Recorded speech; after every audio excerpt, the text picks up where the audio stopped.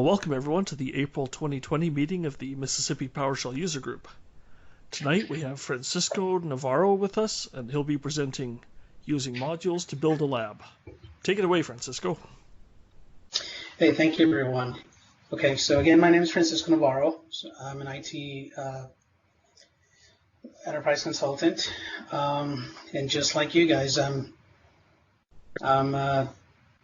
taking everything I can as I go, and I try to absorb. And these are two tools that I run into along the way. So I am by no means a full PowerShell developer, but you know, I've got a family, I got a kind of a very active job, and you know, I'm always looking to find ways to make more time, and so you know, I'm trying to automate as much as I can nowadays, even if I'm a late bloomer to automation.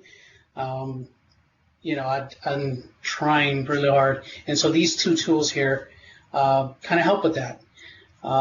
They are easy to get up and running, and you can get into the weeds with them, but you know, I'm going to try to show off how easily we can get started with them at the very least, and then, you know, if you so choose to continue the path of using these tools, you know, you can go deeper, you can get involved with the two communities that are out there for these two tools, and then, you know, the sky's the limit as to what you can really do when you pair these things up. So to get started, these two tools are modules, or to clarify, they're both PowerShell modules that you can install on your workstation. You can dedicate a machine to these tools and really turn it into a lab environment powerhouse.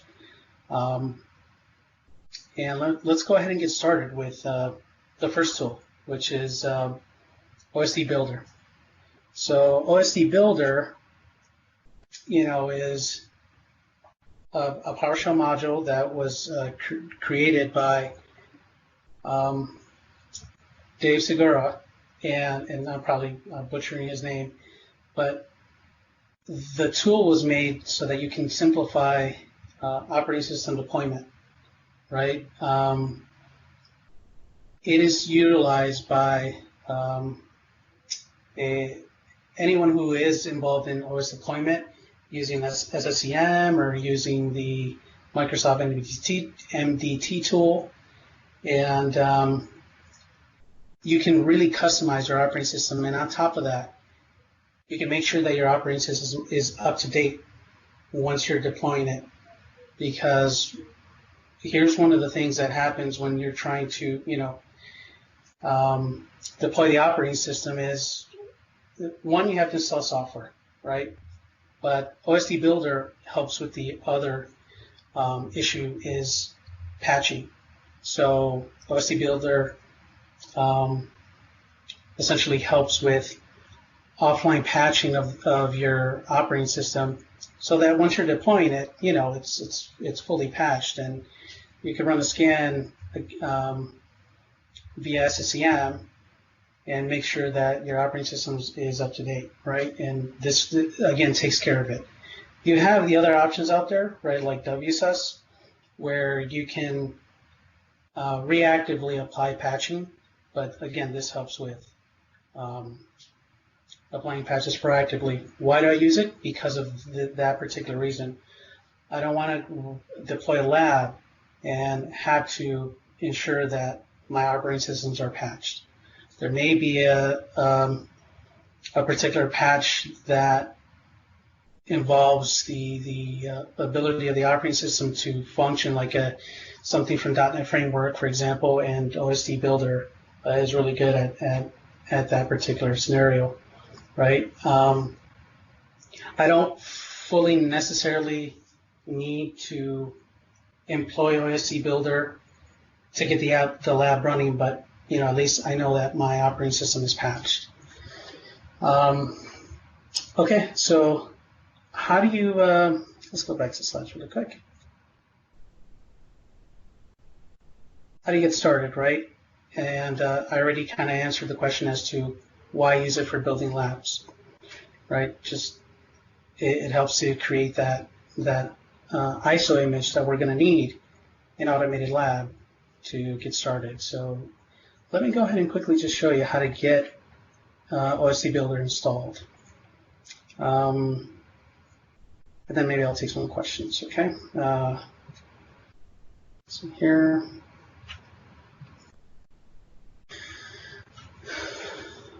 So first up, you go and find the module in the PowerShell gallery, right? And it's as easy as find the OSDBuilder, right? Or once you found it in the gallery, you made sure that it's there, go ahead and install it. For our purposes, OSDBuilder is already installed on my machine, and I'm going to quickly show you the directories that it creates. So it creates a folder called OSDBuilder. Then it goes and creates all these directories. These directories are used to import all the bits from an ISO image, right? That's how you really get started. You have to mount an ISO on your computer, and then we're going to run an OSDBuilder commandlet that will import that ISO, or all the bits inside the ISO, into the appropriate directories here. And now what it does, it really does is it mounts a WIM image, right? And it takes the bits and also provides you information about that ISO. They've added a lot of verbosity here, so he kind of gives you a rundown of what version your operating system is from that ISO, what packages are installed by default in that ISO. This, for example, is these are packages that are installed in this Windows 10 Professional ISO that I used to import. And again, some more information here about the ISO. And it even says here, right, that it imported everything from the install WIM of that ISO. Okay, so the next thing you have to do, right, is once you have OSDBuilder, you want to kind of make sure that OSDBuilder is installed, right? So we'll just run this command here, get OSDBuilder. And OSDBuilder, again, will validate all that you have all your directories. The other cool thing that the module does is it validates if it's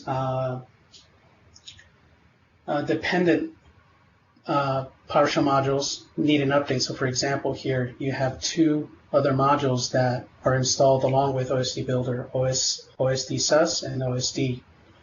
We're not going to go into what these two modules do in depth, but OSDSUS is a set of commandlets that queries a Windows catalog. So it kind of shows you what patches are out there for your particular operating system, and so it leverages those when you're trying to build an image in OSDBuilder and update that image.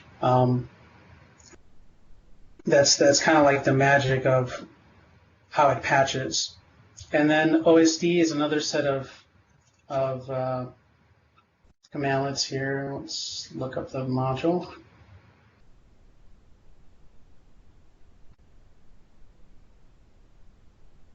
Where it calls on the OSDBuilder calls on these commandlets to kind of work with the image, right?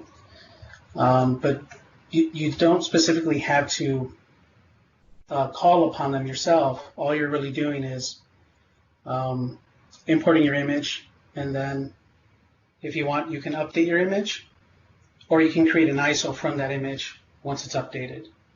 So let's go through some of that.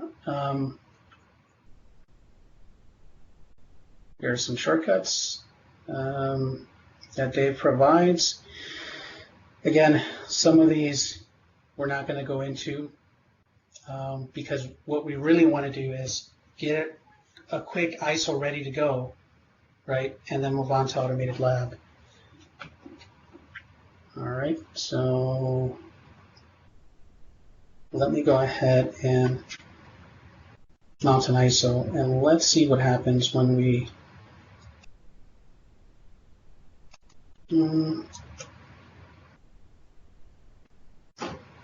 call upon OSDBuilder to leverage that ISO. There we go. So for example, let's mount this Windows Server one. All right, it's now mounted.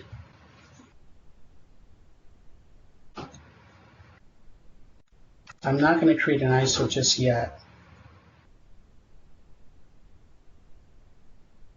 So let's try to import that ISO, right? Import OS Media. And so you see it actually does detect that I mounted an ISO and it's in my E drive. Let's confirm that. Yes, it's in my E drive. And next thing it does, it looks for the WIM. Then it states that I have these operating systems as part of that WIM, right? And you also get an output because I'm using PowerShell ISE. I get the output here, and it's asking me, well, which operating system do you want to import? Do you want to import all the operating systems that are available? Do you want to import a specific one? So for our purposes, I'm going to go ahead and make sure we use data center with a desktop experience versus core. All right, so let's go ahead and hit OK. And this takes maybe 3 to 5 minutes to run. And I already have an ISO prepared, so we could move along if it doesn't hurry up. But I could also take questions now, if any. Again, I'm keeping OSDBuilder to where I'm downloading it, I'm invoking it, I'm mounting an ISO, and now I'm bringing in that image into those directories that I mentioned before. And the last thing I want to do is create an ISO, a new ISO from that image I'm bringing. Any questions so far? Anything I've missed? I know that some of you out there may already be using this tool or are in work within the OSD realm. So.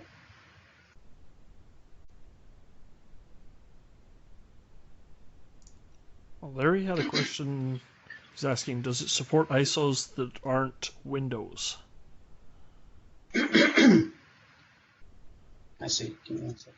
Move this screen over to where I'm working so I can look at the chat at the same time. Okay.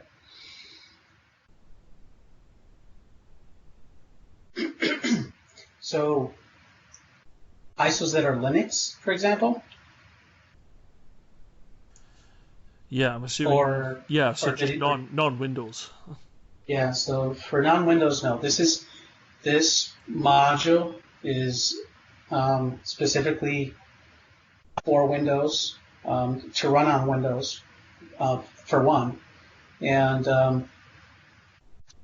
it's meant to assist you to patch that image that comes from the original ISO. For example, my image is a 1607 variant, right, of the 2016. And I'm sure there's tons of patches for that variant. And obviously Microsoft will be moving you along and retiring that 1607 at some point, right? But if you need patches for that particular version of Windows Server 2016, OSDBuilder can go out and look at a catalog and say, okay, I've got all the patches that you need for this particular version, and patch it offline.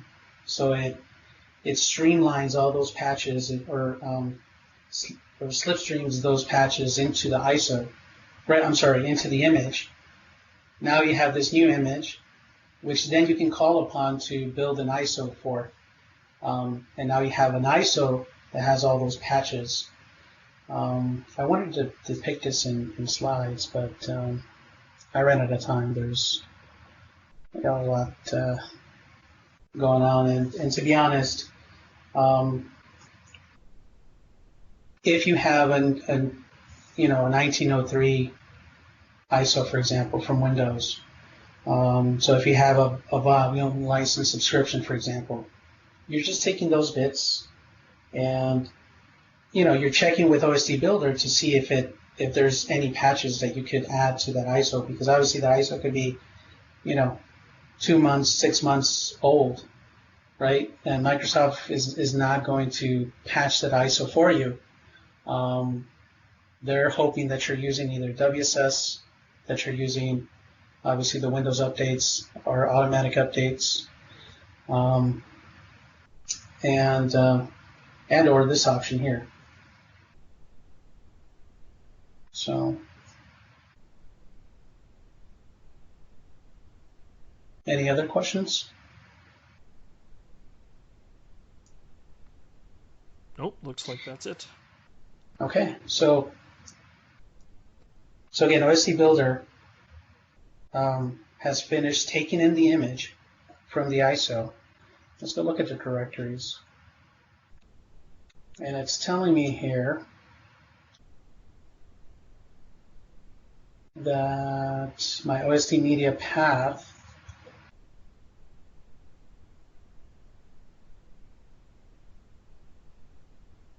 OSDBuilder OS import. Yep, and there's my Windows Server 2016 alongside with my Windows 10 Pro image.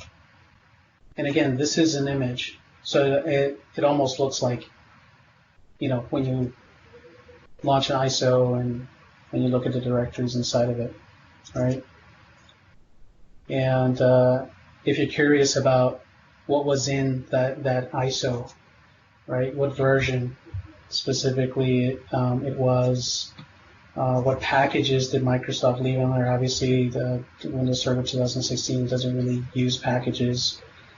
Not the APPX packages that Windows 10 does, so that's why you'll see those there.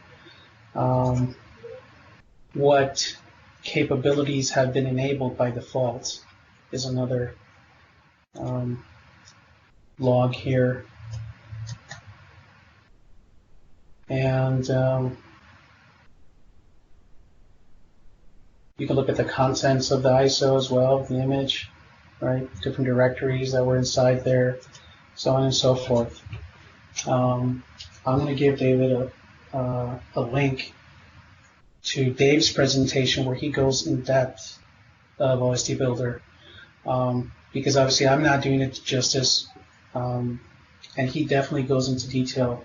It's his module and what he's been doing and what other community members are doing with the module and what features are coming and so on and so forth. So the last thing I want to show with OSDBuilder, right, to move on, unless we have any other questions. Now let's see. We've got a couple, right? Got Phil. So the objective here is to keep the build media as up to date as possible. Yes.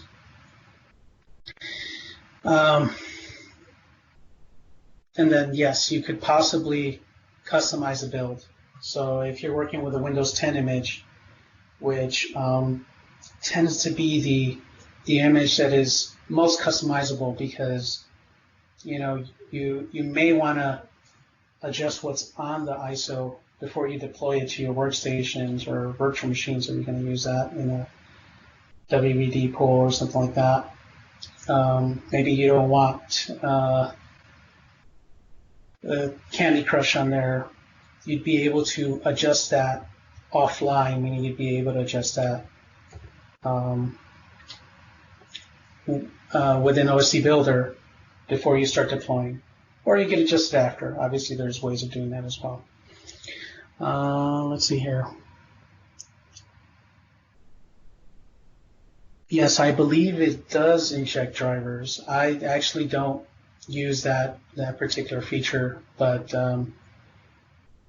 I believe that this also helps slipstream drivers. Let's see. Next question, can you leverage SSCM to get the approved updates instead of going out of Microsoft Catalog? So I think this is what, just going to quickly go into OSD sus.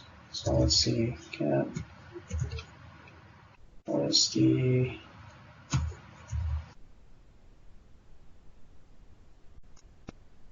So this is going to throw out tons of information. Let me actually narrow that down.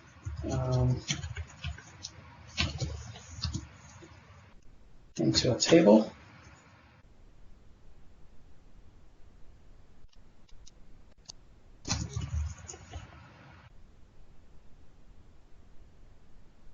No, it doesn't accept more. Okay, let me cancel that. Let me put that back into the list. Reason being is you can see some of what is pulling down. Okay, so here, yes, I believe this is going to the Windows catalog, right?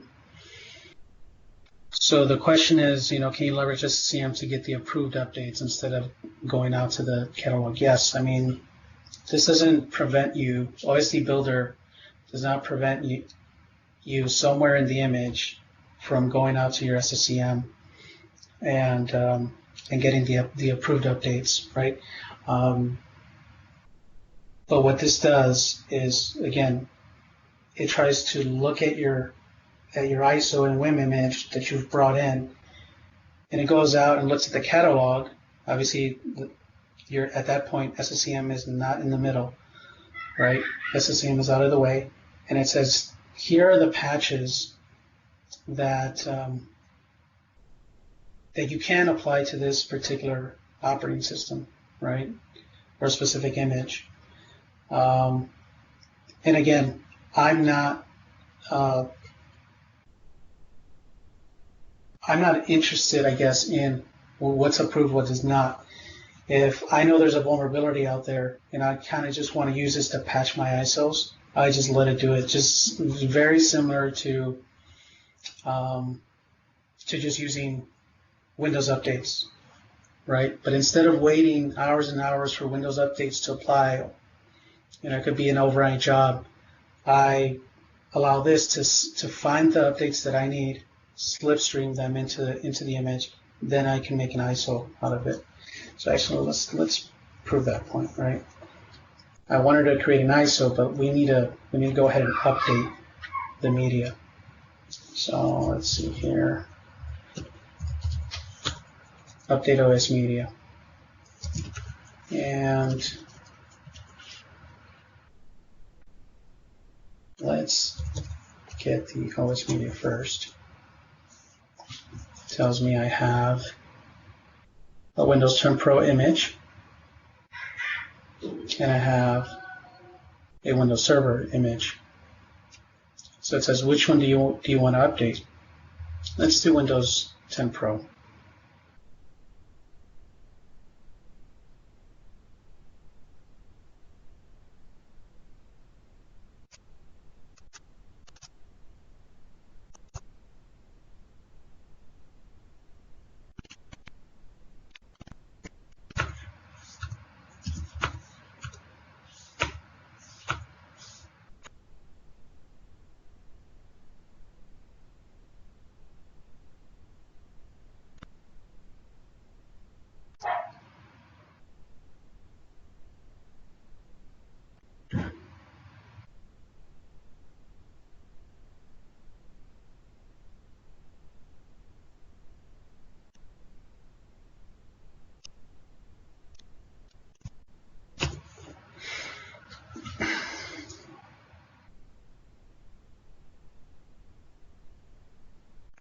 Yes. So let's see what this did first of all, right? Typed in update OSD media. I told it what operating system or what image I wanted to work with. So I found that image, and then it says, okay, I have downloaded these patches. Obviously, they're very old. This is a very old operating system. It's a 1607. But what it didn't do is download these specific patches pertaining to Adobe, .NET, a Service Stack Update, right? A CU. But what I love about this module, right, is that it's very elegant, right? It not only presents you this information of what it's doing or what it didn't do, but it also gives you a solution, right? It says here, I have not downloaded those available patches, but I can download them if you give me the parameter of -download. So let me make the conversation here a little bigger. That way I'm going to hit this, let it download, and then while it's downloading those patches for me, let me go back to Skype here. So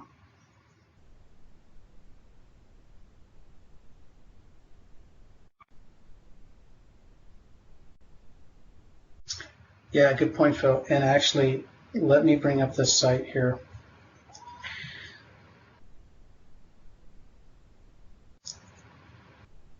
So, can you hear me? Yep. Oh, good. Finally, I got my auto working. Hey, so the use case in which you use this for and what you're currently using it for is the idea that, hey, when you do deployments and stuff like that, you want to just keep the disks up to date, and that's what you're using it for? How are you using it? Yeah, absolutely. No, that's exactly how I'm using it. I want to, if I have an old ISO image, in this case, Windows 10 1607, I want to have a more up-to-date, because eventually I'm going to have to download those updates anyhow, right?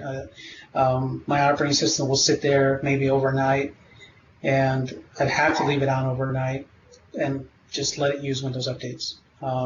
So instead of doing that, if there is a patch that I really need to make the operating system work or to function properly in case I hit some sort of issue in my lab, then I patch the operating system offline or the image offline.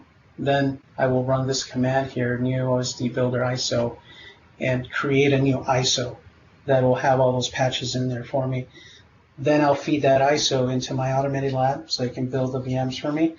But at least I know that those machines, once they're up and running, they're not out, scouring the Windows catalog to pull down some patches. They may still have to go out there and patch some more, something maybe that OSDBuilder didn't catch, but this may save some time. And that's really the highlight of OSDBuilder for today, at least for me. I know OSDBuilder is capable of more, and folks that are deploying operating systems through SSCM, or they're just they're wanting to deploy certain images or create new golden images, they tend to bring in OSDBuilder to automate some of the patching. Again, when they're in the image building mode, I guess. I don't think OSDBuilder is really used against production machines, obviously, that are out there. Can this do other things besides just build an ISO? It can build a VHD as one of the features, and I was thinking of using that feature, but at the same token, that's what AutomatedLab does best. I actually would rather give it an ISO and let it build the images, because it's part of what it does. It creates a like a parent image, and then it will clone from there to build the VMs. So we'll get to that in a little bit. We're almost done here, to be honest. Unless there's other questions around OSDBuilder. What else could it do? Let's see.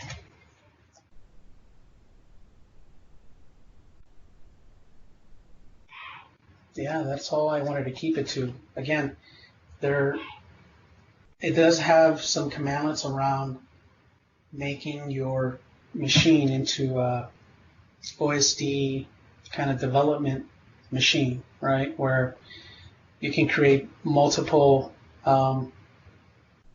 sort of like work areas for building images, especially if you're working with different iterations of Windows 10, right? Like 17, 18, and 19. Let's see here. Oh, you can build a USB stick. So if you wanted to push an image into a bootable USB, you could do that as well. So that is not something I've used as of yet, but that is something that I've done in the past, right? That we've all done in the past, especially if you're building your home machines or you're repaving them. It's like one of those things where nowadays you really don't use a CD anymore, right? So you take the Windows 10 tool and you download the media, or you tell the Windows 10 tool to install Windows 10 on a particular USB stick that you formatted, and there you go. And this will do it for the image that you built versus the vanilla image that you get from the Windows tool, or even from your login license subscription. That way you have a patched image that's on the USB stick. So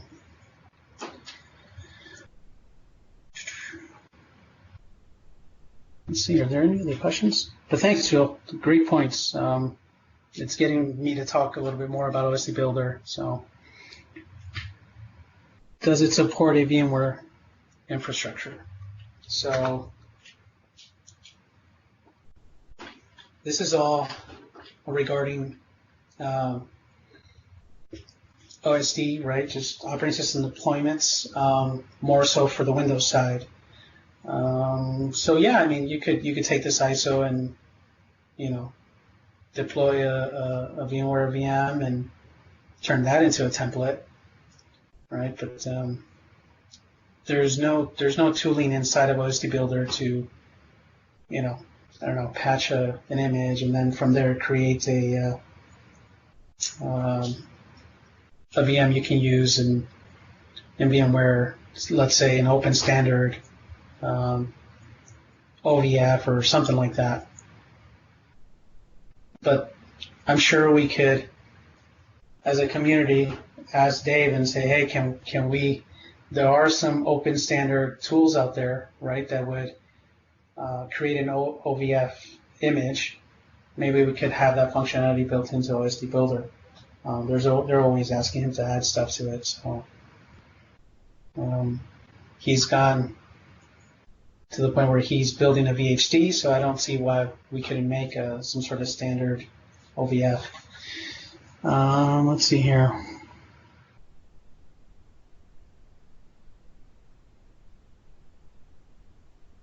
So with this, you can automate the rebuild of the ISO with the latest patches and on some schedule.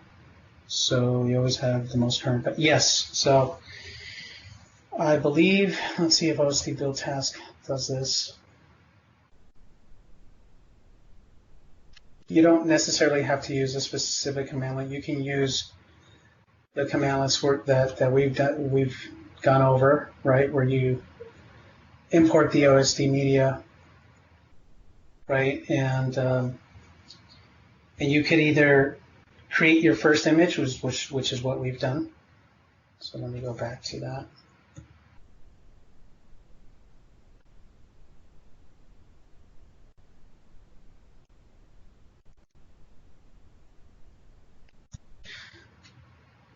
So what we've done is we've imported these two images, and you could say these are vanilla images, right? Well, we actually ran an update on Windows 10 Pro, so, but all in all, you can run a scheduled job just by running that specific command, and it'll continually go out and find updates for that specific operating system. So if Microsoft comes out with a new CU for the 1903 version, or the 1909 version, then obviously this would be patching that image that you've imported from 6 months ago, and it's just continuously patching that. And then you could tell it, hey, create me an ISO, right? And then you send that ISO to a repository, maybe within an SSEM repository. That way SSEM captures the new ISO, and then when it's out deploying, it's deploying with the new image. So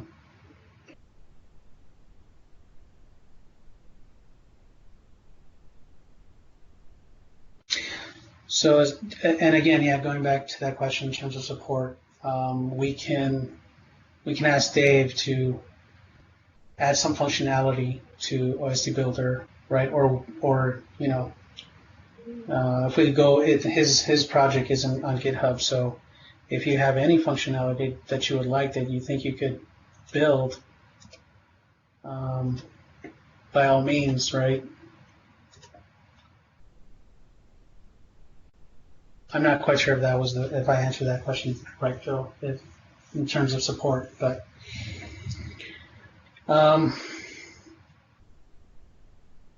again, I'll provide these links to David later on, but you can come in and look at the OSD project at GitHub and submit a pull request or an issue if you start to use the tool and you find that it's not doing something particularly. They do have a list of issues that they don't tend to be long-standing, but it depends. It could be that this is a one-man show, so Dave may not be looking at it from a maintainer standpoint. For our needs in terms of patching an image, right, going from a vanilla ISO and then actually applying patches, it's perfect, right? It runs well. So we've patched up our Windows 10 1607, and let's see.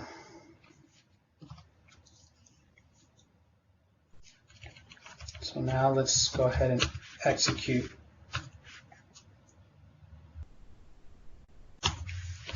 Doesn't seem like it actually patched it. It just downloaded the patches, right? So it's stating here it's downloaded all these patches. And now it's actually mounting the image. It creates a new mount point so that it's actually not touching the 1607 and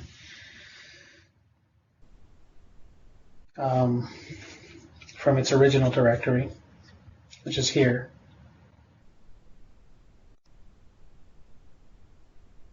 So let's go ahead and go to the OSDBuilder OSD Media. And there it is. This is going to be our new image, and it's, as you can see, it's patching that image.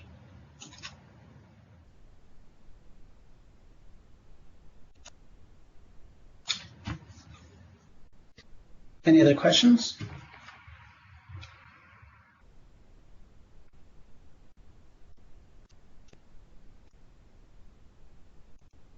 Or how do you think you would use it?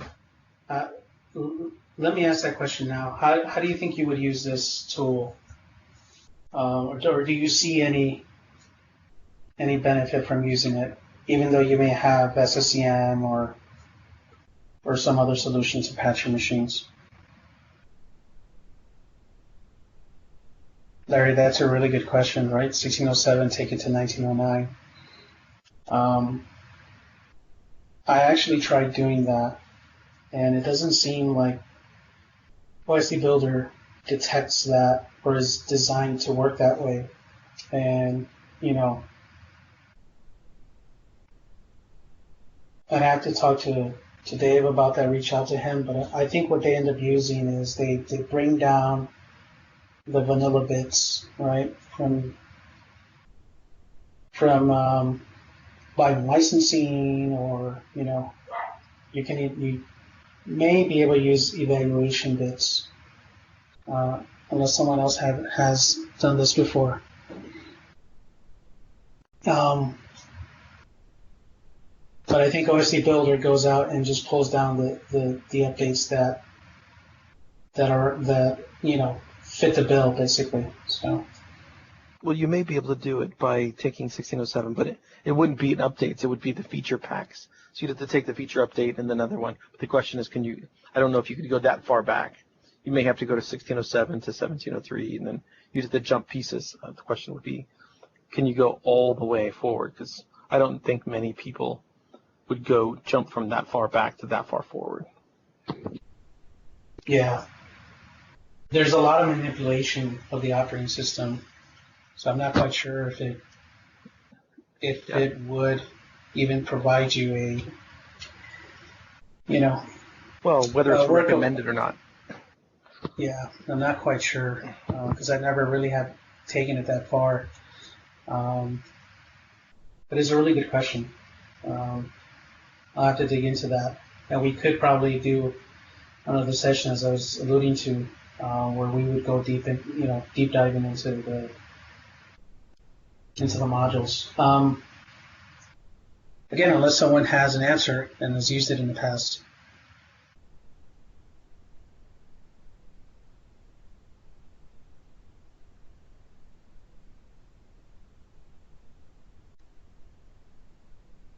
Let's take a look really quick in terms of feature packs.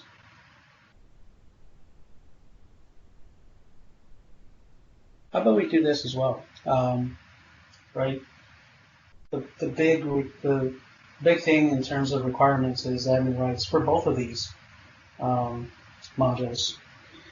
There are things that are happening under the covers that it's probably best to run all of this under administrative rights. So for OSDBuilder in particular, you're mounting an image, right? You're using DISM and so forth. So that is a requirement. In terms of hardware, I think the better specs the better, right? I mean, SSDs, I don't think you have to go wild on a processor, but again, if you got a vanilla image that has tons of patches, it may take some time depending on what kind of hardware you're running. Let's see, I've got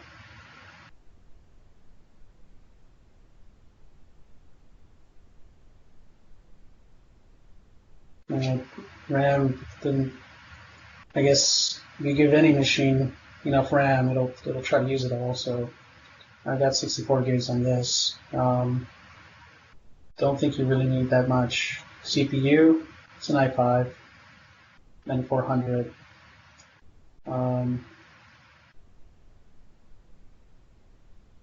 But I was using this on a 5th generation i5, and it did take a little longer.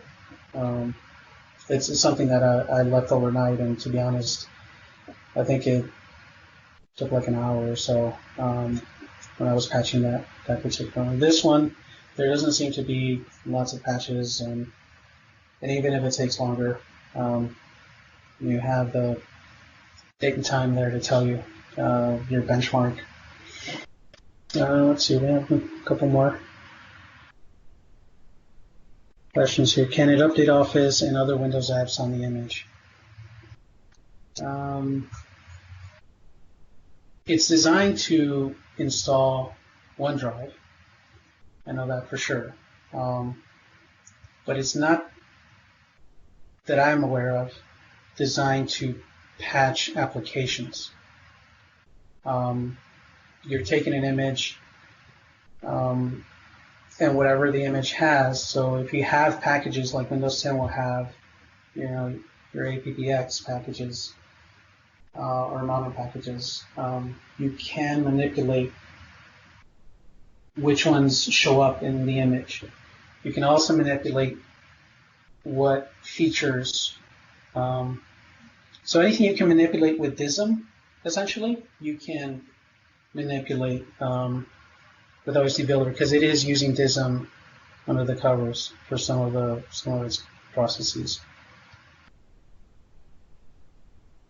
So yes, Windows apps, yes. Office, probably not.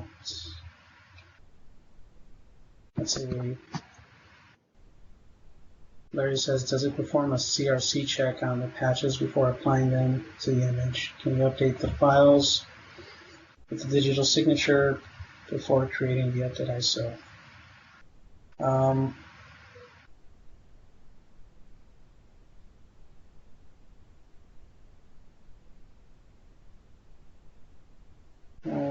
With the digital signature. I'm not quite sure if that's something that OSDBuilder is doing or does. Yeah, from a security point of view. Gotcha. Not quite sure, to be honest.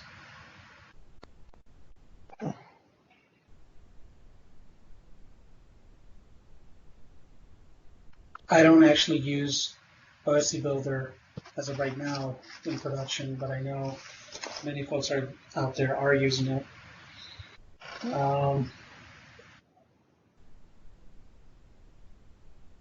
But yeah, how do you know that the cabs that are applying, right, that got downloaded are checked and so forth?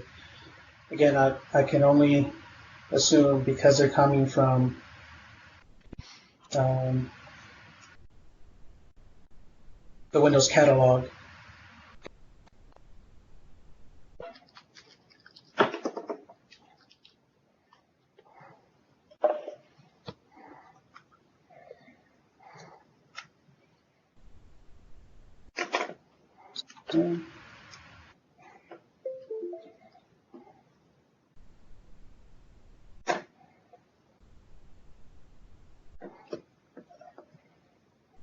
I think the best thing to do for the security question is actually go into the code. So let's see.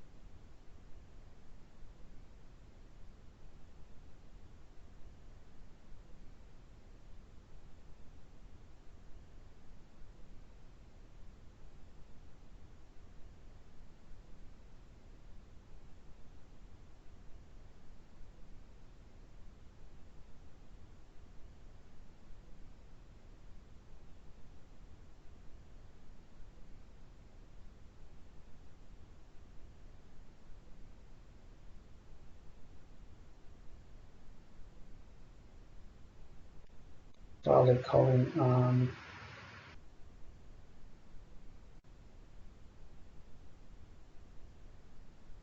OSD sus somewhere down the line.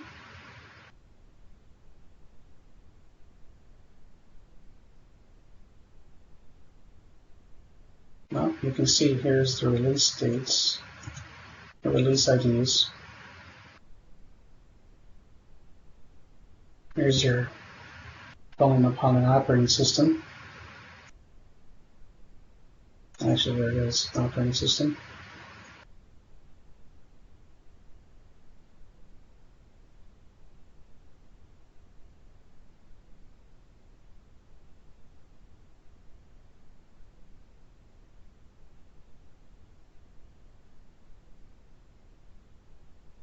Here we go. So it does call OSDSUS for the Microsoft updates.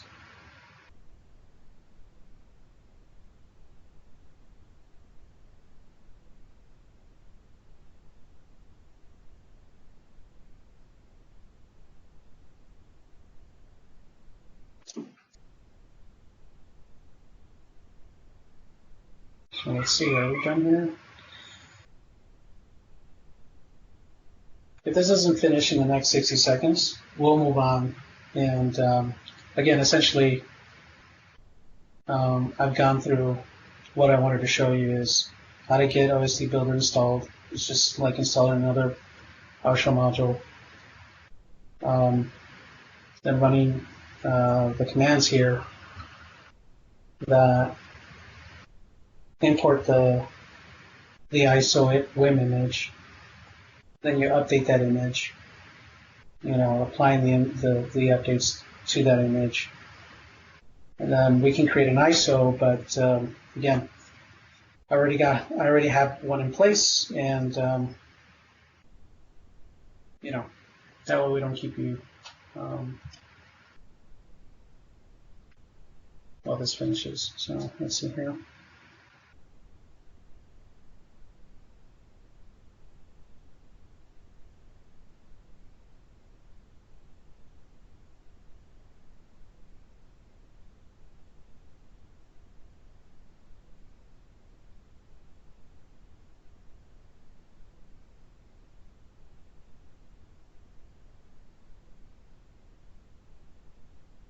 So yeah, I think it's OSD is designed in that way where I guess if it queries a URL, right?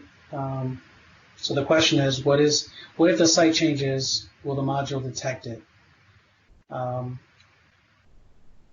So OSDSUS, the OSDSUS module, I'm sure it gets updated. I'm sure the maintainer uses it within his environment, and if something breaks, he's going to know about it. I forget if one of his presentations he set this in CD to in the event that something static does break, that he can go ahead and make sure to make the change.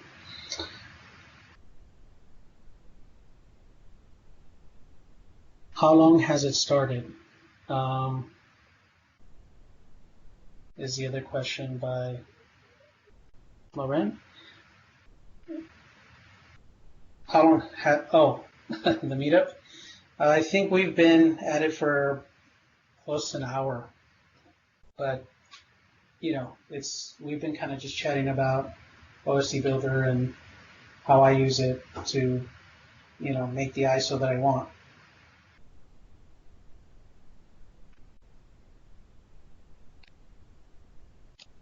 So yeah, it's still patching. Actually, let me see how many patches. This one is CView.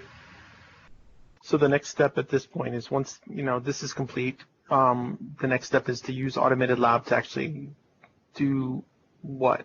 Because you were talking, you can do both. So yeah, absolutely. So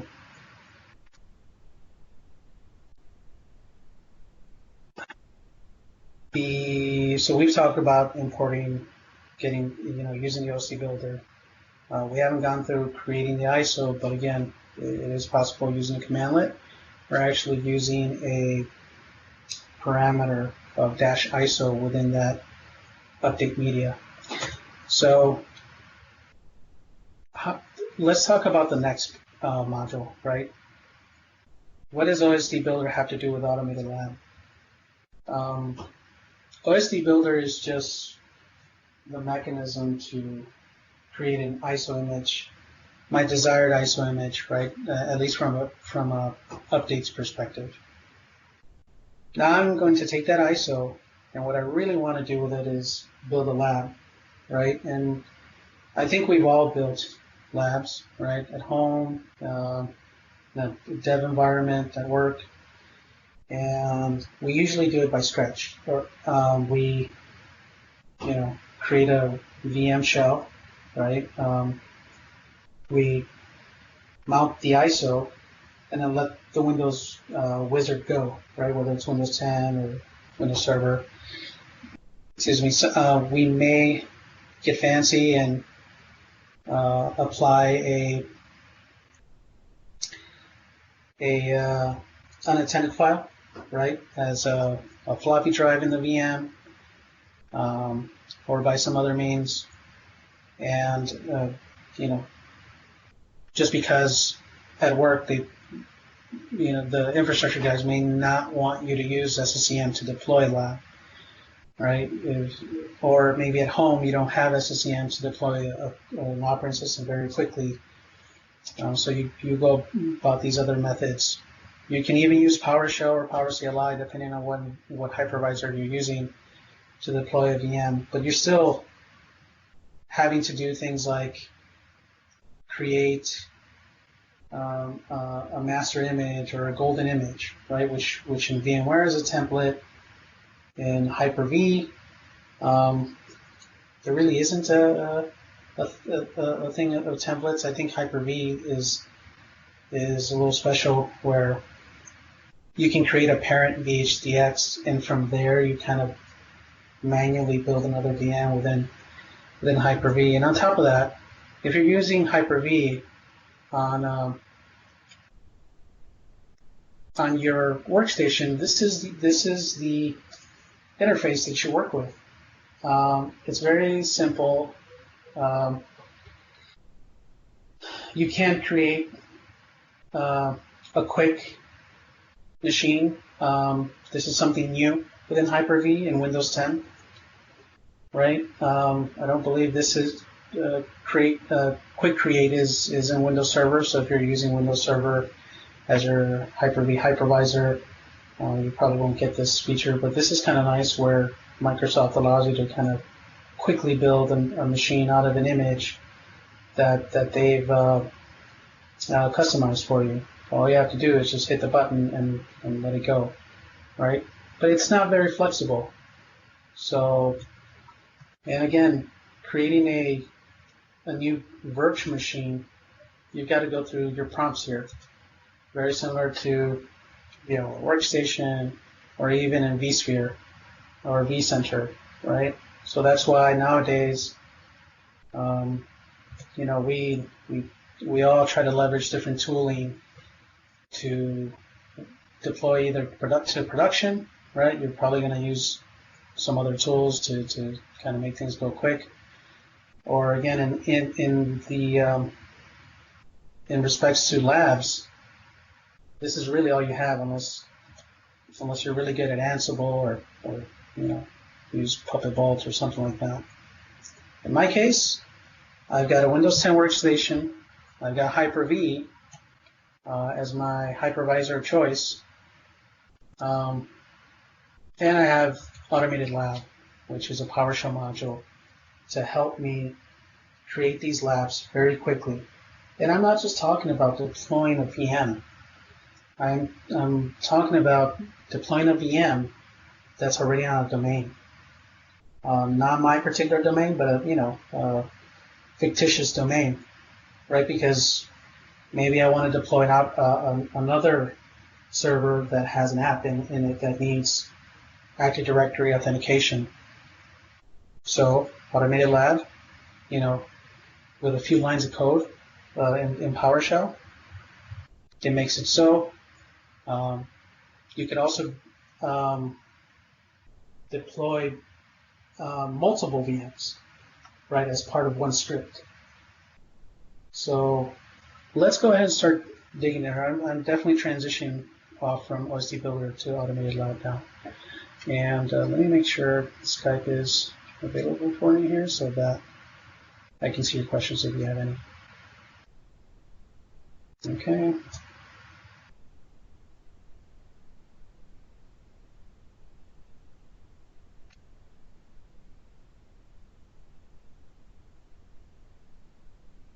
So same concept, right? First of all, how do we get started with AutomatedLab? So let me see here. Don't need that anymore.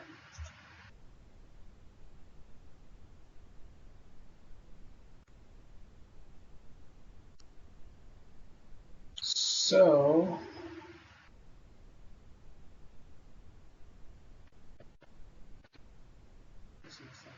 I'm good at that. Let's go through the first option, right? Which is let's just build a quick VM. I have a Ubuntu VM here. Please ignore it. But I have no other VMs available here. So first of all, let me show you a little bit of code, right, as to how simple it is to build a VM without having to touch that Hyper-V interface or Hyper-V manager, right? You define a lab here. What is your hypervisor? You define your networking for that VM. So it creates a vSwitch. You define the username and password for it, and then your specs, the operating system, the name of the VM, so on and so forth. And then you invoke the installation, and you can actually see the deployment in detail. So that's how simple it is. But how do we get started, right? Again, it's as simple as going out to the PowerShell gallery and installing the module. For our purposes, I have the latest module here installed. Does someone have a question?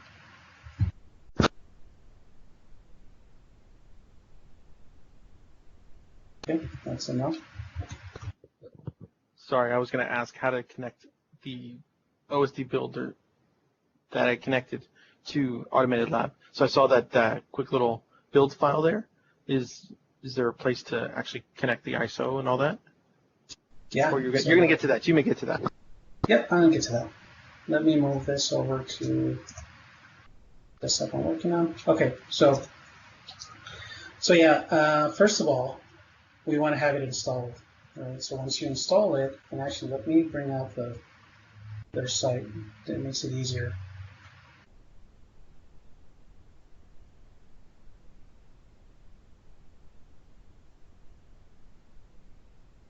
And I might as well go over some requirements.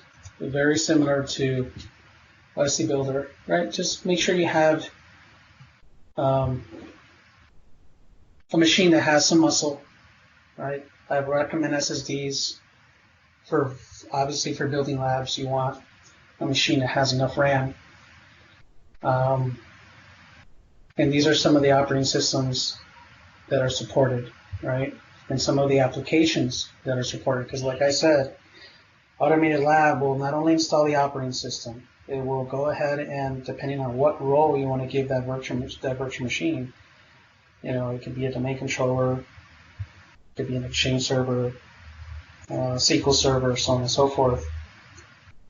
Unfortunately, I'm gonna let you guys down, but I like to take the crawl, walk, run, method, and we're definitely going to crawl today, especially if no one's ever seen this, because these two tools are very popular, but it seems like the word is still getting around. So again, I'm going to take a simple approach here. So those are the requirements. You can go to the website, and I'll share links later. Again, this is how you would get it installed. Make sure you install the latest and greatest NuGet. Remember to turn TLS2 or version 1.2, I think. And then AutomatedLab. And once your AutomatedLab is installed, and like I said, in my case, AutomatedLab is installed already here. So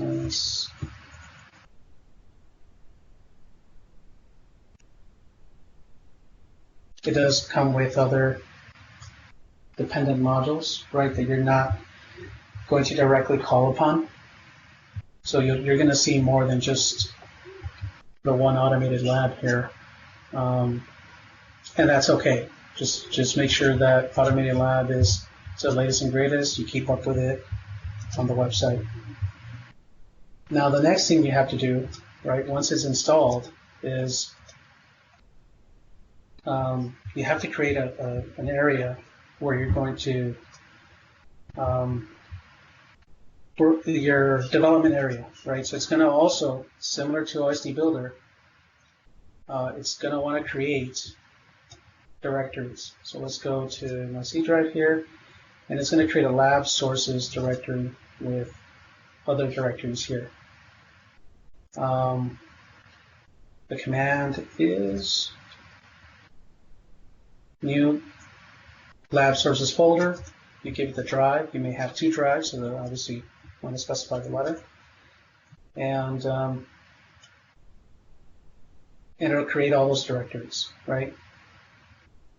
And this is a PowerShell group, so I didn't want to mention that you can install this using an MSI, because I would rather everyone kind of try to use the PowerShell method of installing AutomatedLab, but there is an MSI package out there. And it will perform and create that directory for you, or all these directories for you. All right. So let me see if there's any questions here. Does AutomatedLab work with VMware Workstation? It does not.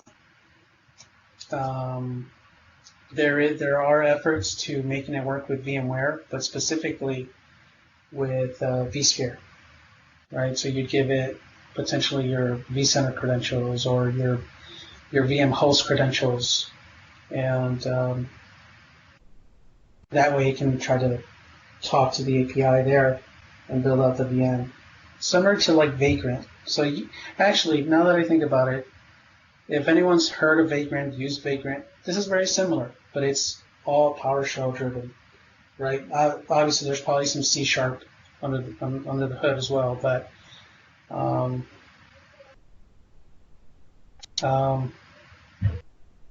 yeah, actually, and speaking of REST API, it also has a REST API method of deploying VMs.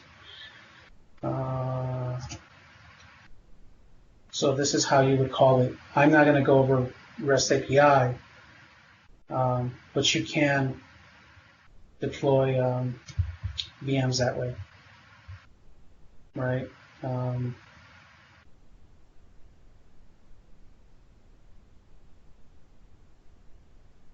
Okay. And there's so much going on with this module that, again, I didn't want to get into the weeds, but you can do a lot with it. A lot more than what I could describe in OSDBuilder. Okay, so let's go ahead and get to the part where OSDBuilder is helping us. AutomatedLab runs off ISO images. That's where OSDBuilder comes in. I got my image. Now I want to go ahead and drop it into my lab sources / ISO directory, and that would be here, right? Then I have tons of other ISOs in here. Let me see if I have the OSDBuilder ISO that I created ahead of time. If not, it would be fine because we could use any of these ISOs. They just won't be patched. They will be the vanilla version that needs to be updated.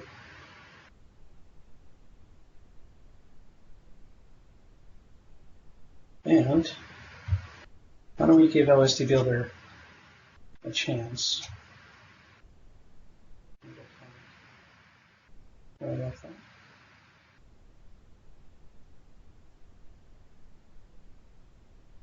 Let's see if it's completed its job. Nope, it's still building. So we won't be using the OSDBuilder image or patched image. But like I said, that's not a showstopper. So any questions as far as like the install, how OSDBuilder fits into this? I think not, right? Nope, pretty straightforward. All right. So let's build a single VM. And it'll be Windows 10. And it's going to have networking, but it may not have access to my physical local gateway, right? But my, the host computer, which is my machine, will have access to it. We'll be able to ping it and so forth. Let's go ahead and do that. Again, let me go quickly over the script. There's a command called lab definition. We need to apply that lab definition first and foremost. Anytime you want to build a lab, you need to create a lab definition, right? I'm sorry, I need to scroll a little higher. I have a variable here of my lab name, so I'm calling my lab a single machine. You can think of this as a resource group in Azure, right? This is where I'm going to be deploying one or more VMs inside of. And what it does, it creates an XML file manifest to keep track of all that, and we'll go over that really quick. So I'm choosing my hypervisor because a little bit further, I will show you how this actually works in Azure. You can actually use Azure as your hypervisor engine. So that would be cool. The only thing is, as I've mentioned before, there's a limitation right now as far as anything you want to build in Azure, but we'll get to that point. I'm going to go ahead and create a lab virtual network definition. That's almost essentially is creating a switch specifically for that lab, so that other VMs don't get intertwined. This will run off its own separate network vSwitch.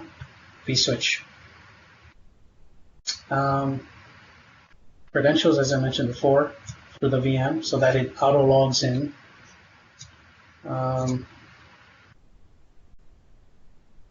Then this is the VM specs, or in this case, it's a lab machine definition. And you can create multiple lab machine definitions for multiple machines. Again, we're going to work with one for now.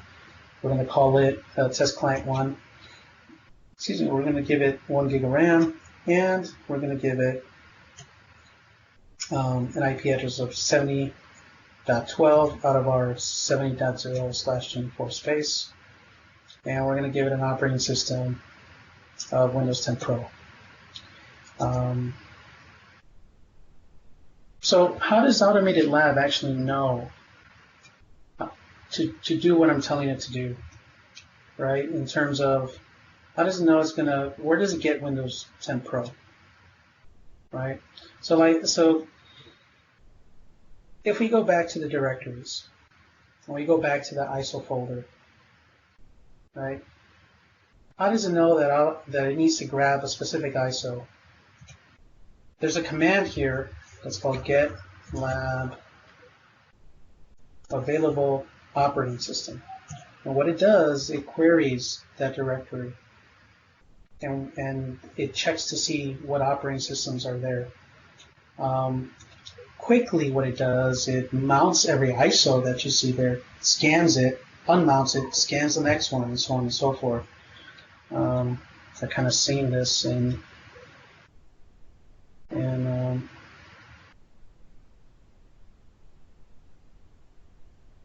mount this one here, checked.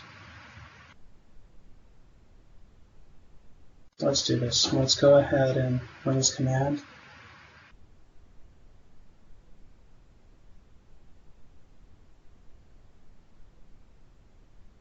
And it's already done the scan prior. So now I actually want to invoke it in a way that you'll actually see it working. So I'm going to be a little sneaky here, and I'm going to go ahead and remove one of the ISOs that it detects. Let's see here, which one is good? Let's do Windows 10 Education. I don't know why that's really in there. So let's put that one out here somewhere. Copy. Do I want to copy? Let's see. I want to get outside. Okay. So as you can see here, before I run the command again, it gives you the ISO path. In the past, it's mounted these ISOs and then created an operating system list.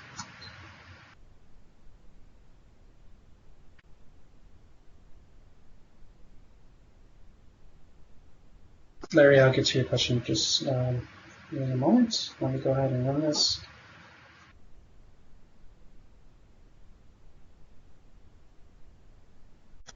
All right.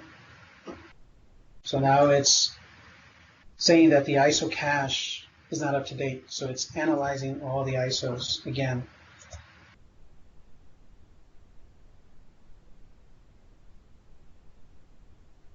I think it was too fast, but I've seen it mount the ISOs very quickly and scan through them. But that's exactly what it does. Now you won't see Windows 10 education, right? So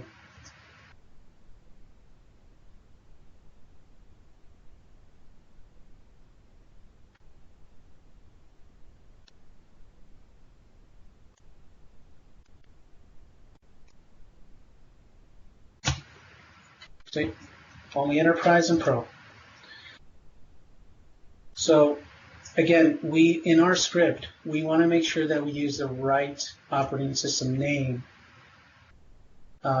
depending on what you're deploying. So make sure that your operating system here name is identical to the ones in the ISO images list. If you deviate from it, AutomatedLab will probably create your lab definition, but it will not create your virtual machine. So just make sure of that. The ones that say desktop experience, for example, here are obviously, OSs with a desktop. The ones that don't have the desktop in parentheses, they're probably core, right? Not probably, they are core. So if you want a desktop, make sure you specify that. There's spaces, of course, and make sure it's in quotes, and you should be good to go. Let me go back to questions here. Does AutomatedLab work with, no, that's not the wrong question. With AutomatedLab, can you install SQL after the installation of Windows Server? Yes. I don't have SQL bits to show you that, but you give it the SQL bits and it could go, and you tell it you want it to be that row, and there's actual script for it, actually. Let's see. Lab sources, sample scripts. There's a bunch of sample scripts that come with AutomatedLab. Mine is CTM Labs. These are my specific ones for the presentation, but let's look at scenarios, right? You can actually create DSC pool scenarios, MBT, ProGet, SSCM, which I believe means SQL, and actually let's check that out.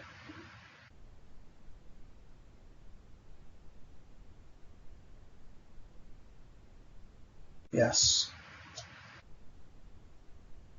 So as you can see here,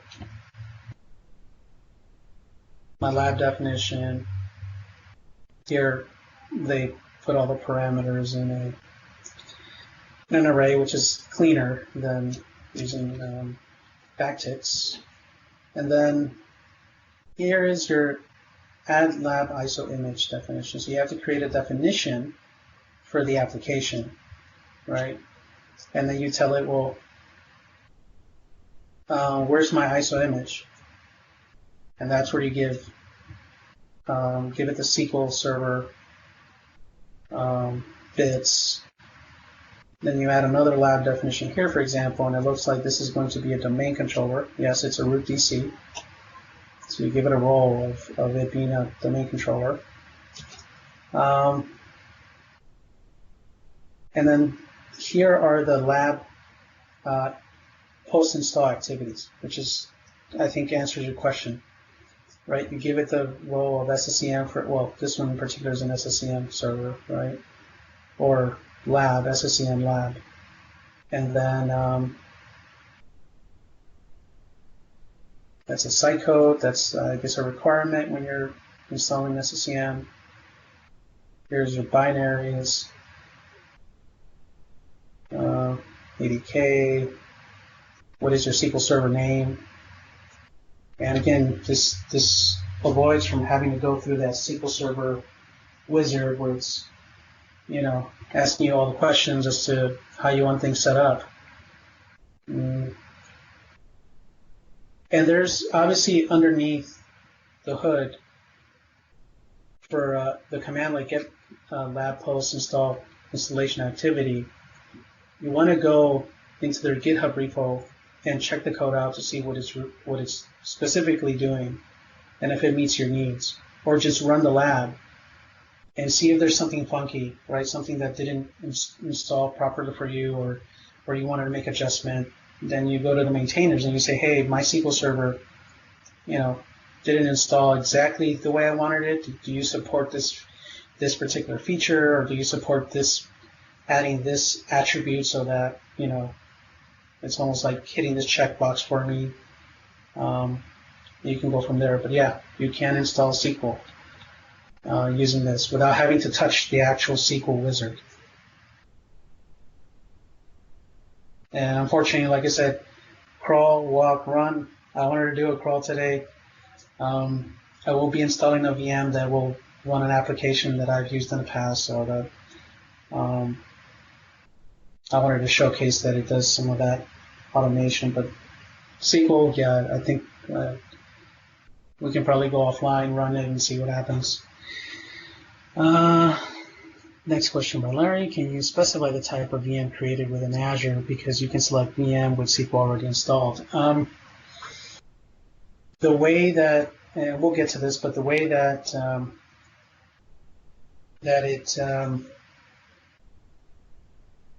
the way I use AutomatedLab is I tell it to build a VM by the operating system name. And what it does is it goes out and whatever my limits are within my subscription, it will try its best to do like a medium type machine, right? Not super slow, not super expensive, but somewhere in the middle. And it'll, you know, obviously you go to Azure and you look at, you know, what specs it used to build that VM. You can specify the region. So if you want Central US, for example, you can specify that within the AutomatedLab code. But I haven't gone deep into deploying something in Azure that is specific, for example, an AutomatedLab SSEM lab, for example.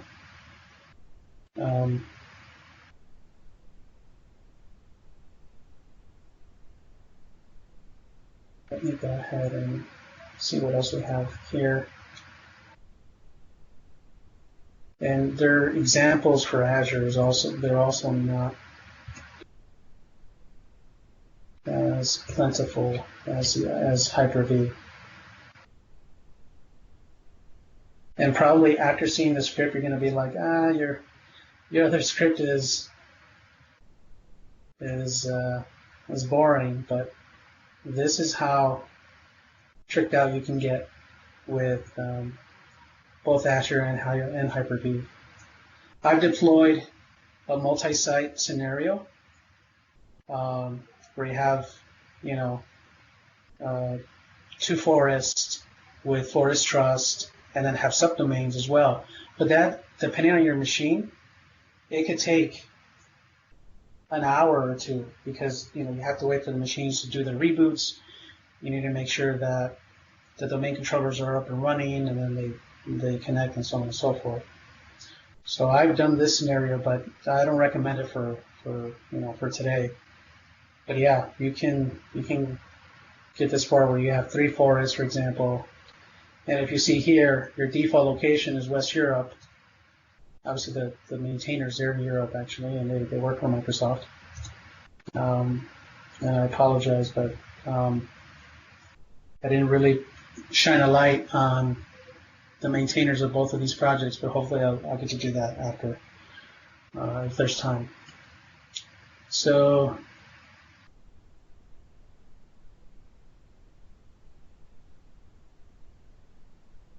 see here, again, operating system name, and it's probably going to go out and just select the medium, like probably the B series type. B or D, I think, probably D. B is more for, B series tend to be more of those blast VMs where they kind of just give you more power, you know, depending on your workload. D tends to be the more stable but sort of expensive VMs if you're running them too long. Those are the typical VMs that will run in production, for example. Can you destroy the lab with AutomatedLab? Yes. So, Larry, if you give me a moment, let's go ahead and create a VM on my Hyper-V machine, and I will show you all that. And then we'll get to Azure, and I'll definitely show you how it gets destroyed in Azure as well. So, single Windows 10 VM. Let's go ahead and run that on my machine here. Let's clear up the console. And as it's running, I'll do some explaining as to what it's doing. All right, so you'll see here that it found this host operating system. It's creating the lab definition. It tells you where it's going to put all that lab information. It looks for the, it does another scan for ISOs just in case. Creates the VM, and let me put up the Hyper-V, and you see that test client 1 is already done. And the reason it was so fast is because it did not have to create a base image. I already had a base image on here, but when you run your script for the first time, it will create a base image for you. You don't have to worry about that. That's again part of AutomatedLab's magic. So here are all the base images that it's created in the past for me. I can get rid of them and let it create a new base image. But creating a base image, even with my machine, it could take 5 to 9 minutes, right, to create that image, and then go ahead and clone it and create the VM that I needed to create. So this is actually pretty quick. It happened in mere seconds. So I ran it at, at 15 seconds, and it was done within 37. And it's telling me right now that the machine is starting up. So let's go look at Hyper-V. Let's launch the console. And as you can see, it's running these configurations that were built into the parent image when it created it. Right? There's some scripts that are running that I don't actually play around with. I just let it do its thing. But if we go to lab sources, there are things in here like post-installation activities that occur, again, depending on the role, or it does them to the vanilla machines. But not once did I have to touch the installation wizard. It's still loading. You can see the deployment, right? That's your interface. You're still looking at the summary, or you can just go walk away and know that in a couple of minutes the VM is ready for you. When you come back, you can start doing things. So the deployment summary is complete here. It's telling me what it's finished doing. It tells me that the name of my lab is single machine, that it's using this address space like I told it to in the script. It's telling me that this is the name of my machine. the address space it's using. Also, here's the name that I'm using for my credential and my password. And then here's a little tutorial of what you can do afterwards, right? You can get the lab VM status. You can get the lab VM. You can start it. You can restart it. You can stop it. You can make it wait. I've never really made it wait before. I can connect to it, meaning I could do an RDP session to it. So it'll generate an RDP session for me. You can also use PowerShell Direct, right, so that you can manage the VM. Given that PowerShell Direct is a thing, it's a way of communicating with a Hyper-V machine within the host. There are other special commandlets built into AutomatedLab, such as invoke lab command, right? And you can invoke that specific command to all of the machines in your lab, or just a single machine.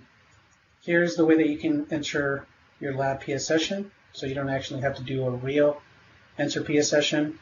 You may not be able to do a real enter PS session, right, given the address space. So AutomatedLab, I guess they made it easy to just run that.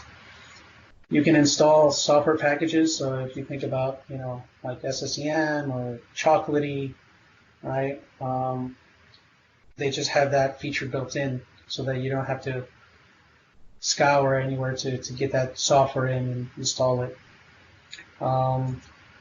Again, some of this stuff it depends on these directories. So if you have software packages you want to send to the machine using install lab software package, make sure you put it in here in software packages. It could be, I don't know, Putty. It could be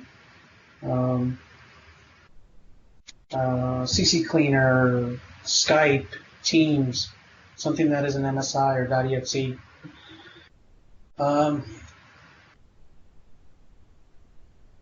You can also run an install lab Windows feature in case you want to install a feature like I don't know, maybe even Hyper-V for nested virtualization, or you just want to install IIS on one of your VMs if you deploy the Windows server.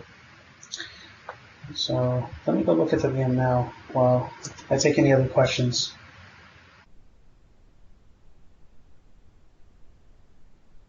But here you go. Here's my VM ready to go. I didn't do anything but give it an ISO and run a script, right? I didn't even have to type the commands, right? If you just bundle all the commands in one script. You will not have network access, right? By default, you have local network. So let's see if I can just ping that machine. 192.168.70, and just make sure you remember what I gave it. 12. So I can ping that obviously because I can see all the Hyper-V switches. Let me go look at the manager here again. Test client. Switch manager, you'll see that my single machine vSwitch was created, and it's an internal network. All right, and we'll get to where hopefully we're not running out of time here, but we'll get to the point where we can use an external network within the script, so that the VM actually talks to your external network and gets out to the internet and so on and so forth. So. See, as of right now.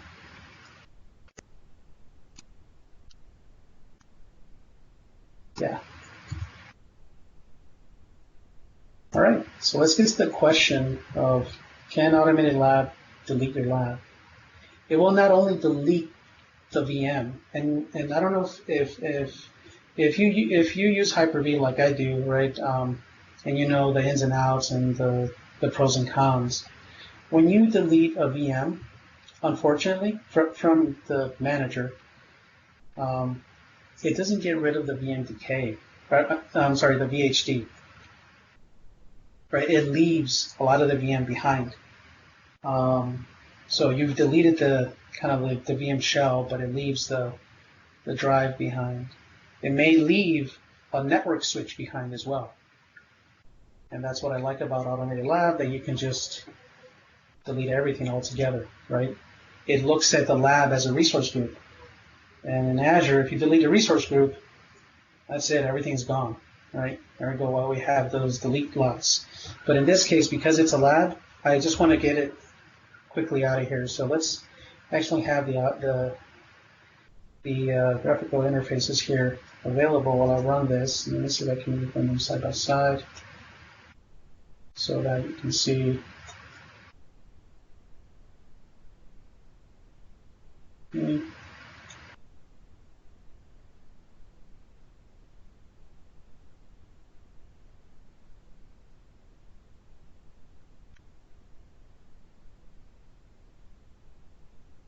Excuse me. And the VM is also going to be running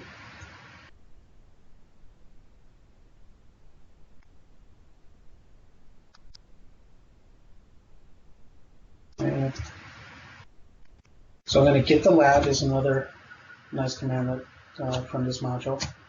And it tells you, this is where your lab files are, right? Your manifest and your VM path, right? Where your VM is, how many machines you have, how many domains in this lab you have, and how many networks or switches you have.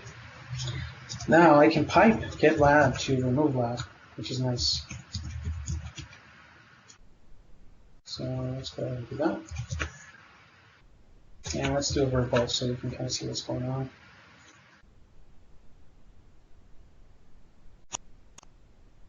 Are you sure you want to perform this action? Yes, I do. Because we're running out of time. So my VM is still running, and if someone ran this behind my back, I'm done for anyhow. You see my VM is down and it's disappeared. And if we go to the switch manager, the switch is gone as well. It's very clean when it comes to that.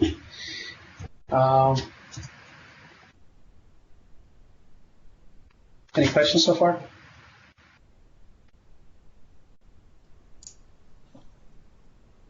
Okay, so Francisco, yes, sir. We're going to need to wrap up in about 15 minutes. Yeah. So let's do one VM with networking, and then let's attempt to do a VM in Azure. So let's go ahead and there we go. So I'm using a Wi-Fi adapter, right, on my machine right now. And in order for the virtual machine to use my local network, I have to specify a property. So there's a parameter, a special parameter in lab virtual network definition of a property. And so here, we tell the adapter to use the adapter called Wi-Fi. I could use external or Ethernet, I'm sorry, if I'm using Ethernet, but since I'm using my Wi-Fi card, I'm going to specify Wi-Fi. And this should be very quick. Let's go ahead and run that.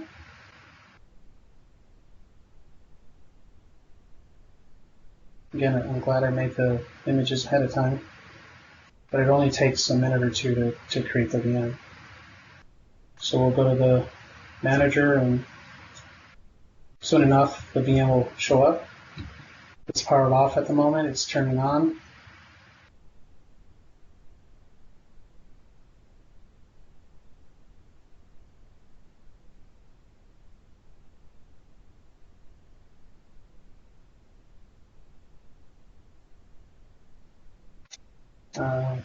I'll take questions right now if any.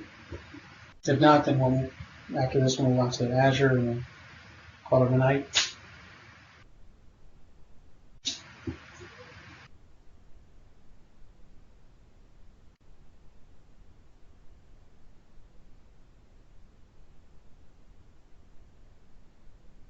Well, I have a question. Has anyone used AutomatedLab or is using AutomatedLab today?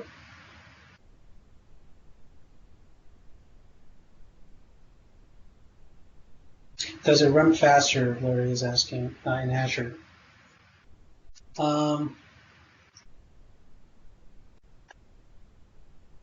It's not as, I guess it's as fast as sending a PowerShell command, right? So if you're using Azure PowerShell, right, and you're using it, whether it's through Azure Shell, right, or the Portal Shell, or just using your machine, it's as fast as that. So the only difference is I don't have to go look at the web portal, right, to get a console or anything like that, or to even look at it being created. I can continue looking at the deployment summary and just wait until it's done. And in my case, I always have the portal open just to keep an eye on it, and I also keep an eye on the Azure portal when I'm destroying the lab. From a cost perspective, right? I don't want to keep a VM out there running or even powered off, taking up space if it doesn't need to be out there. So I tend to look at the activity log when it comes to Azure, and you'll see that I've been practicing to make sure that everything would work. You'll see within the activity log here that I've been deploying resources. I've been attempting to create VMs, and then the VMs will fail because there are no available VMs in my region, or the region that I specifically configured within my AutomatedLab script.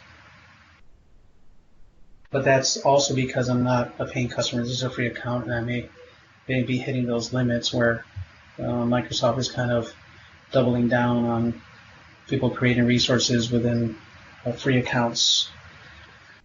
So let's go back and see that our VM is created now. Automatically logged in. Let me go ahead and try to ping the internet. And I can ping the internet. And you guys will get to see the subnet that I'm actually is using a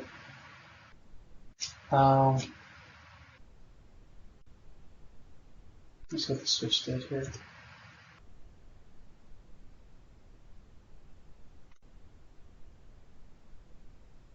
Network here.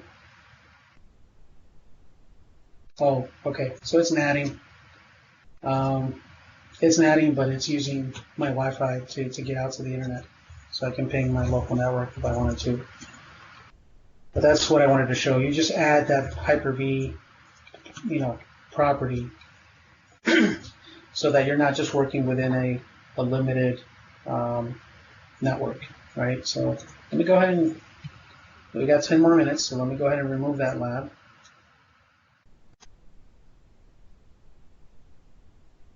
And hang on to that. Get the lab first.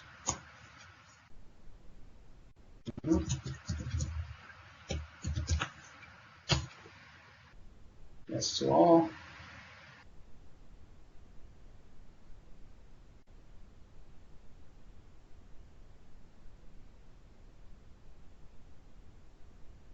And there you go.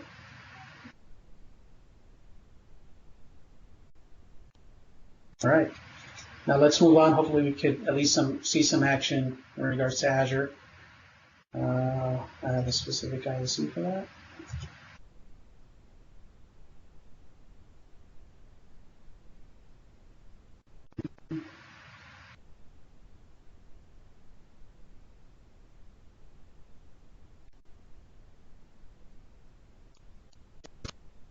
Yes. Okay, there you go.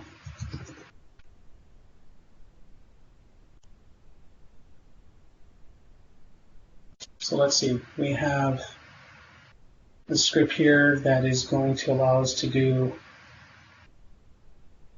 one VM, and we'll leave it at that because I don't think this is going to work. But essentially, the way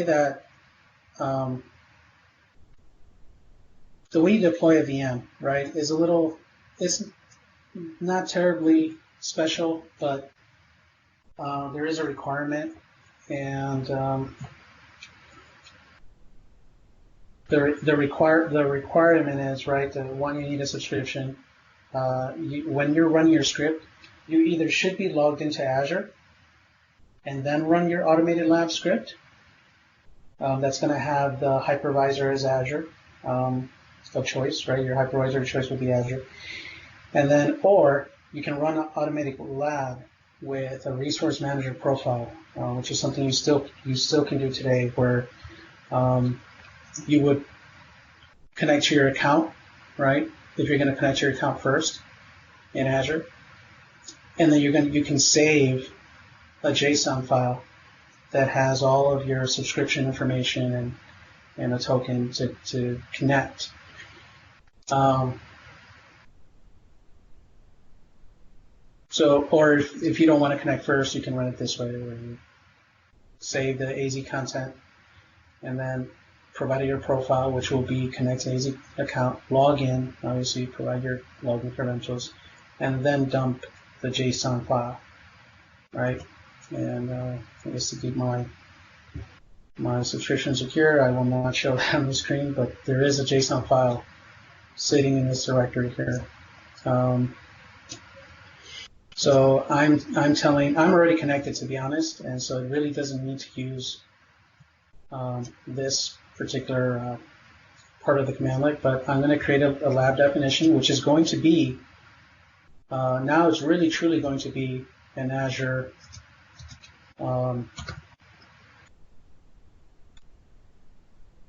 resource group, right?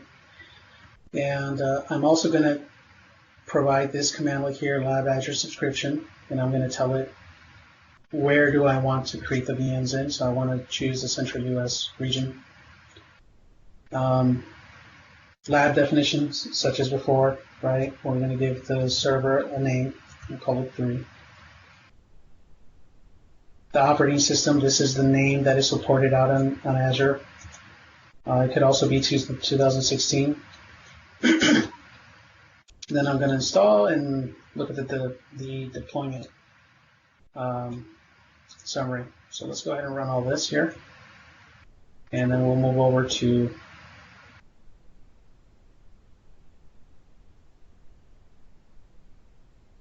the portal as well.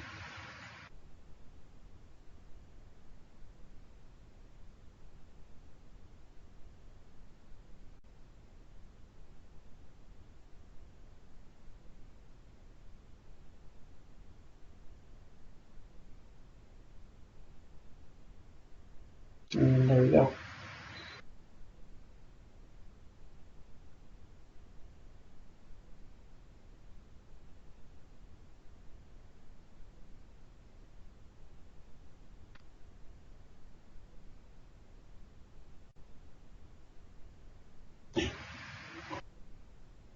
Okay, so while we're waiting, Larry says, what is the specs on my machine?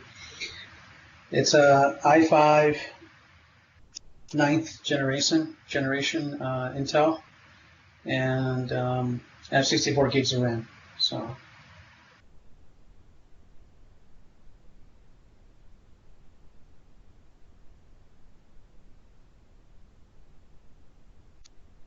you can see here, it's went ahead and jumped onto my subscription. It knows what region. It's now creating the resource group. So actually we can go and check resource groups out. And you'll see that in a second it should show up. Let me go back to activity log. This is a minute ago.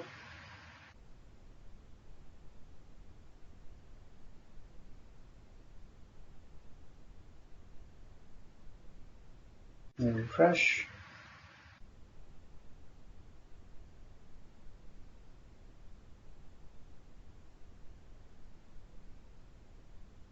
Let me go to resource groups now.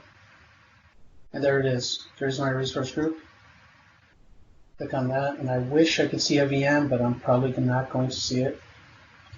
But I should start seeing at least networking.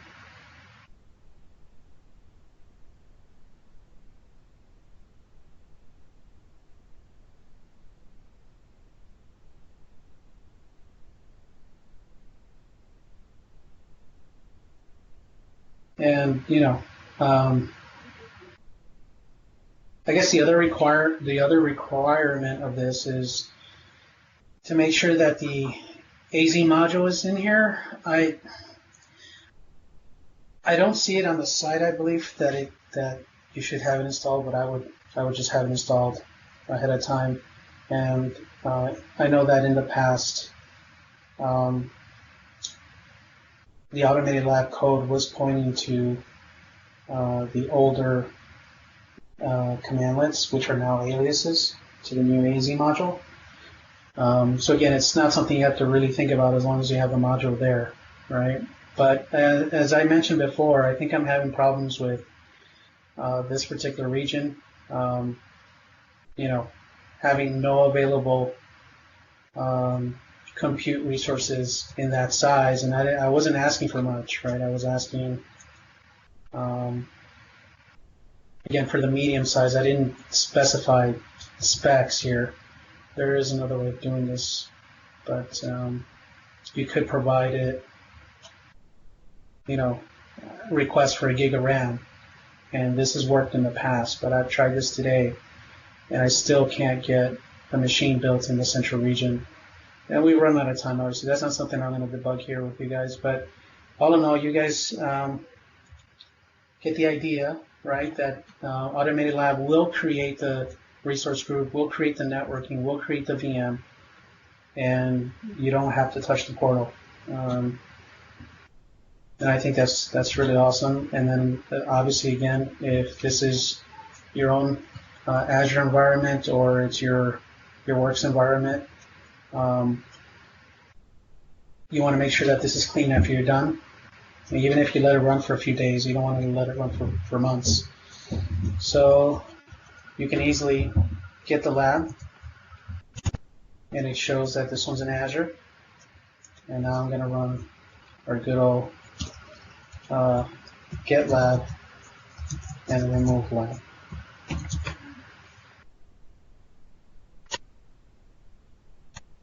And now let's go look at quickly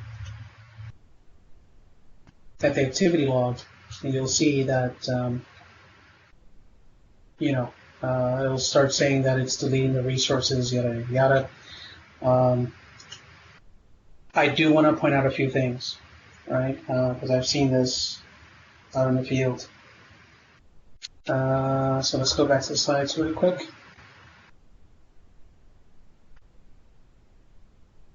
So if you're running the PowerCLI module, just as I run it on my machine, you will hit this issue where there's conflicting commandlets between the PowerCLI module and the Hyper-V module. One of the big ones is get-VM.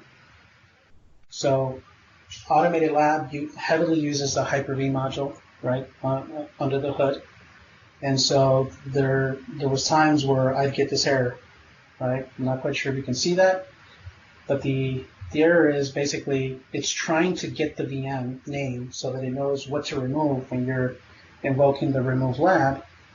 And then you'll see that you'll get an error here that you're not connected to vCenter server, yada yada yada, and that's because it's trying to use get VM from the PowerCLI module. So when I have to, I'll remove it and then I'll easily add it back on. There's no problems with that.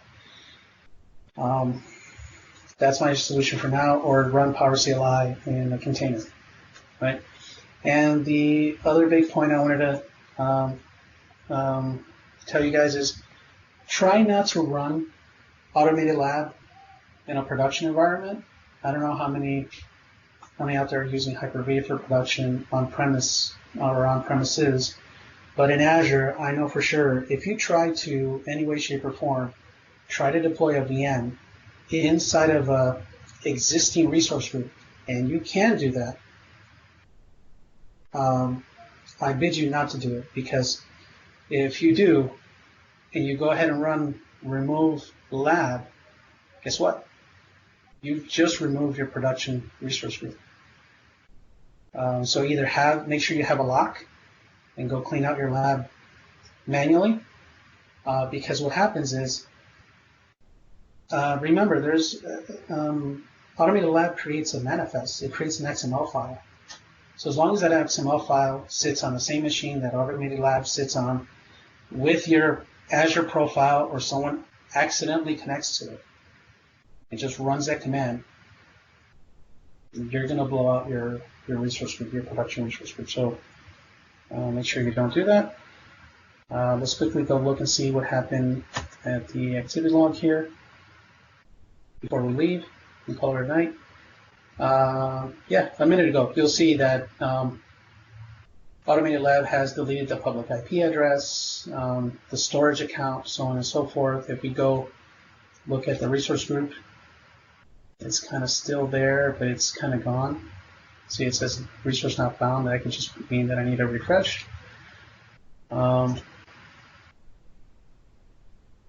that's all I have. So if you have any questions, I think we're over 3 minutes, but hopefully it was something that interests you and you didn't fall asleep. Well, thanks a lot, Francisco. That was a lot of really good information. Yeah, good information. Absolutely. Yeah. Thank you for stopping by and spending some time out here listening to me babble. So hopefully next presentation I'd be a little bit more prepared, and the demo guys are with us. But for now, that's all I have. So thank you so much. And I actually do want to give a shout out to the maintainers of these projects, right? For AutomatedLab, you have these two gentlemen here that work from Microsoft, and they're constantly updating this. I would suggest that you visit their GitHub page and look at issues, and if you hit something, it may have already been reported. I won't say their names because then I'll butcher them, but these two gentlemen here maintain that project, and of course OSDBuilder, that's Dave's project. You can also visit his GitHub page, and again, hopefully something new came out of this. Thank you, everyone.